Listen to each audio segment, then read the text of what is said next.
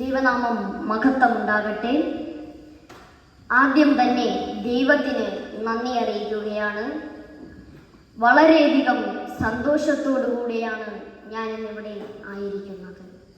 കാരണം നമ്മുടെ അച്ഛൻ്റെ മുൻപിൽ നിന്നുകൊണ്ട് കർത്താവിൻ്റെ വചനം സംസാരിക്കാൻ എനിക്കൊരവസരം തന്ന നമ്മുടെ അച്ഛന് ഒത്തിരി സ്നേഹത്തോടെ നന്ദി അറിയിക്കുന്നു. അധ്യക്ഷയായിരിക്കുന്ന ആൻസി ചേച്ചിക്കും നന്ദി അറിയിക്കുന്നു. അതുപോലെ ഇന്നിവിടെ കടന്നു വന്നിരിക്കുന്ന എല്ലാവർക്കും കർത്താവിൻ്റെ നാമത്തിൽ എൻ്റെ സ്നേഹവന്ദനം. ഇന്നത്തെ ചിന്തയ്ക്കായി എടുത്തിരിക്കുന്ന വേദഭാഗം എബ്രായർ 11-ാം അധ്യായം അതിൻ്റെ 1-ാം വാക്യം.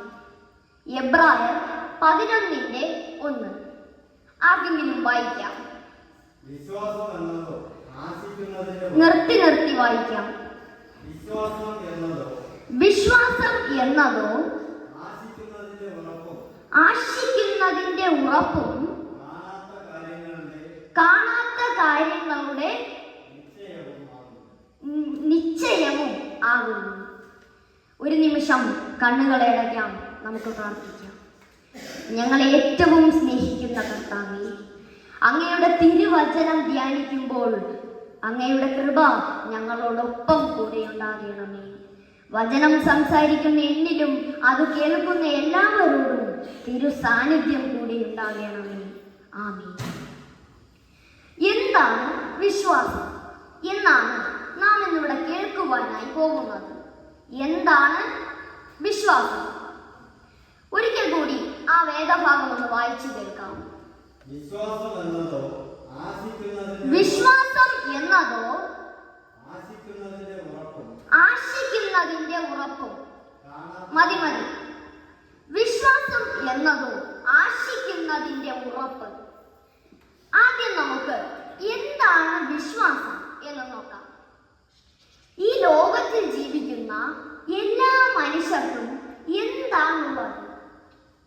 ഈ ലോകത്തിൽ ജീവിക്കുന്ന എല്ലാ മനുഷ്യർക്കും എന്താണുള്ളത്?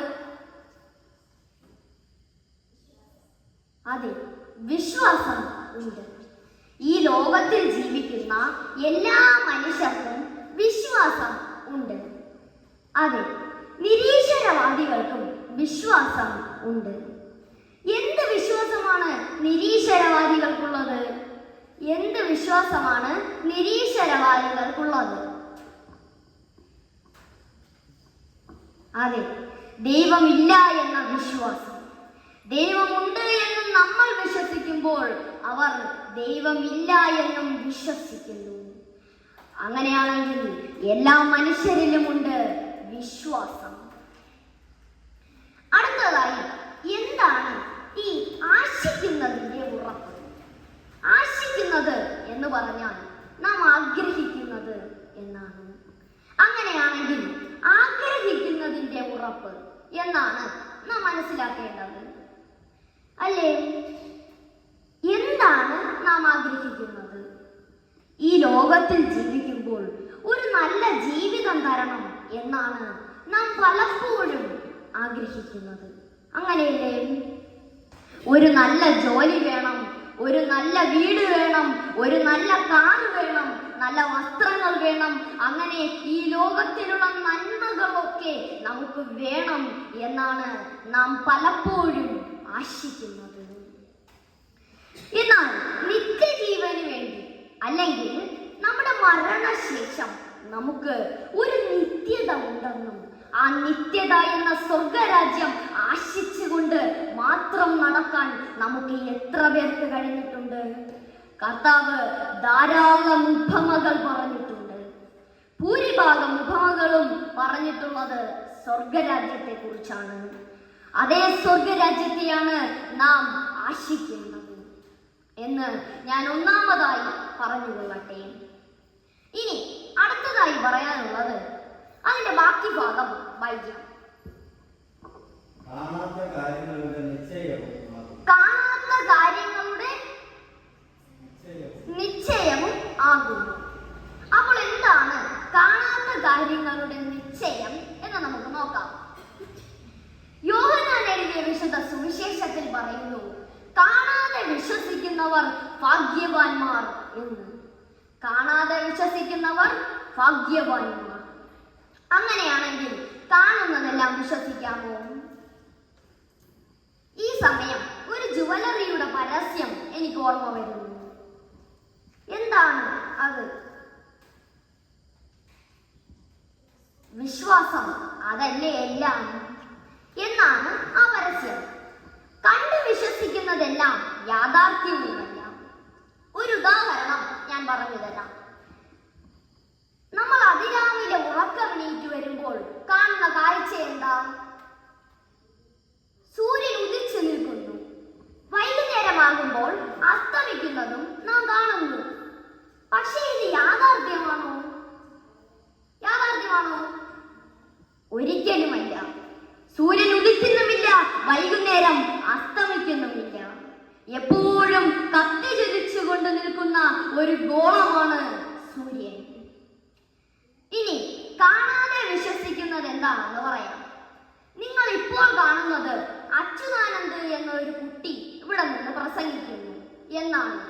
വേറെ ഒന്നും നിങ്ങൾ കാണുന്നില്ല.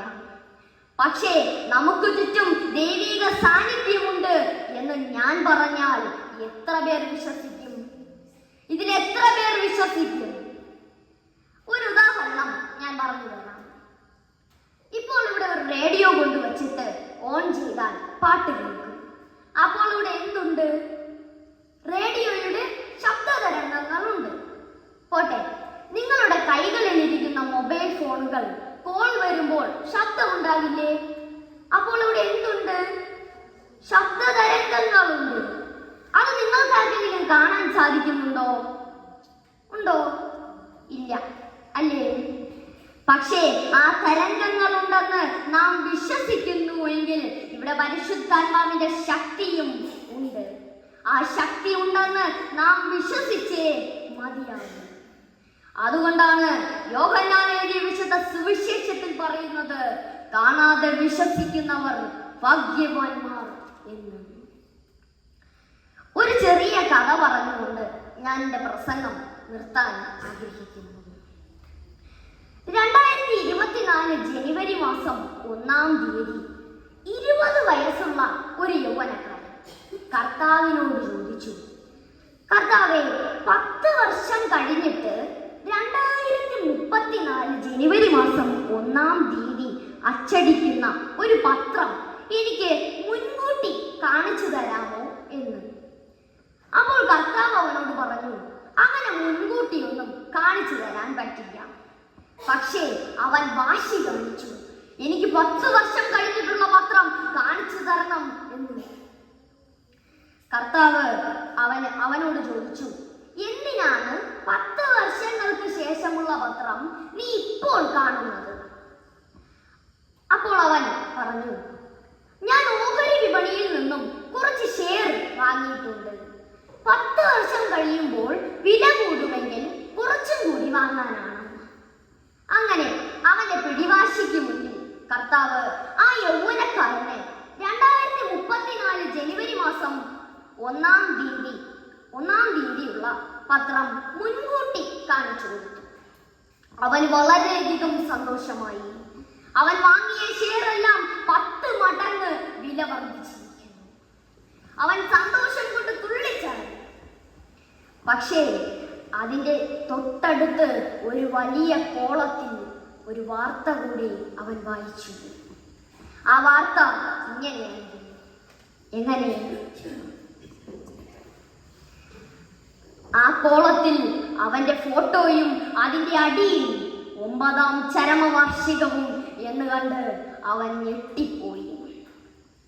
നാം എല്ലാവരും ഒരു ദിവസം മരണത്തിന് കീഴടങ്ങും. പക്ഷേ ആ മരണം മുൻകൂട്ടി കർത്താവ് പറഞ്ഞു തരാത്തതിന്റെ കാരണം മരണ ദിവസം നാം മുൻകൂട്ടി അറിഞ്ഞാൽ പിന്നെ ജീവിക്കാൻ നമുക്ക് സാധിക്കില്ല. ജീവിതത്തിൽ ഒന്നും നേടാൻ സാധിക്കില്ല. അതുകൊണ്ടാണ് കാണാതെ വിശ്വസിക്കുന്നവർ ഭാഗ്യവാന്മാർ എന്ന് വചനം നമ്മെ പഠിപ്പിക്കുന്നത്. പ്രിയമുള്ളവർ, വിശ്വാസം എന്നതോ ആശിക്കുന്നതിന്റെ ഉറപ്പും കാണാത്ത കാര്യങ്ങളുടെ നിശ്ചയവും ആകുന്നു എന്ന് വചനത്തിലൂടെ നമ്മെ പഠിപ്പിക്കുന്നത് പോലെ നാം എല്ലാവരും ഒരു ദിവസം മരണത്തിന് കീഴടങ്ങും. ആ മരണത്തിന് ശേഷം ഒരു നിത്യമായ ജീവിതമുണ്ടെന്ന് ഉറച്ച വിശ്വാസത്തോടുകൂടി ഇനി നമുക്ക് അവശേഷിക്കുന്ന നാളുകളിൽ കർത്താവിൽ ജീവിക്കുമ്പോൾ കർത്താവ് നമുക്കെല്ലാവർക്കും ബലം പകരട്ടെ എന്ന് മാത്രം പ്രാർത്ഥിച്ചുകൊണ്ട് നിർത്തട്ടെ. ദൈവം നമ്മെ ഏവരും സമൃദ്ധിയായി അനുഗ്രഹിക്കുമാറാകട്ടെ. ആമേൻ. അടുത്തതായി സ്പെഷ്യൽ സോങ് ബാലജന സംഘടന